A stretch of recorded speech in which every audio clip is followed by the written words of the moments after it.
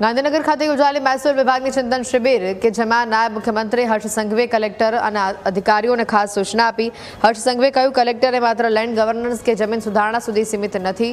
Collector એટલે પોતાના જિલ્લાના સાચા અર્થમાં વડા.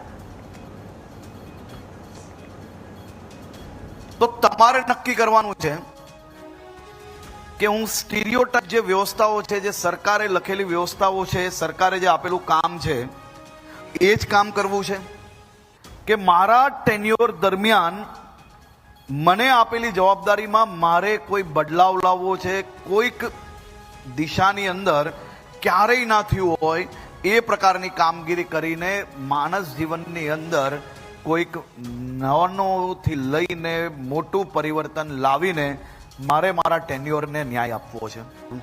મેં આ વખતે જોયું કે 2 થી 3 કલેક્ટર્સ જે મને ઇન્વિટેશન આપવા આવેલા ને એના સિવાયના બી લોકો કે જેમને ટ્રાઇબલ એરિયાની અંદર મેગા મેરેથોનનું આયોજન કર્યું, કોઈકે સાયકલિંગનું આયોજન કર્યું, કોઈકે બુક રીડિંગ માટે એકદમ કોમન પ્લેસીસ પર જઈને, પબ્લિક પ્લેસીસ પર જઈને એક સબ્જેક્ટ બુક રીડિંગનો હાથમાં લઈને ગરીબ બાળકોને એ સબ્જેક્ટ પર સમજાવવાનો પ્રયાસ કર્યો.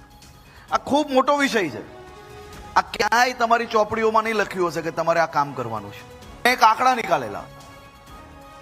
એ આંકડામાં અનેક જિલ્લાઓ કેવું છે કે તડીપાર અને પાસાની વાત આવે તો ફાઇલ ક્યાં પડી રાખતા હોય છે, ક્યાં રિજેક્ટ કરી લેતા હોય છે ખૂબ મોટા પ્રમાણમાં. તમે કરો, યોગ્ય લાગે એ કરો, પરંતુ નીચે જે બીજા ડિપાર્ટમેન્ટની ટીમે આપણે જે પ્રપોઝલ મોકલ્યું છે એનું કારણ શું છે, એની પાછળનો ધ્યેય શું છે, એ સમજીને રિજેક્ટ કરો તો બરાબર છે. કલેક્ટર ઓફિસીસને આપણે વધુ સ્વચ્છ કઈ રીતે બનાવી શકીએ?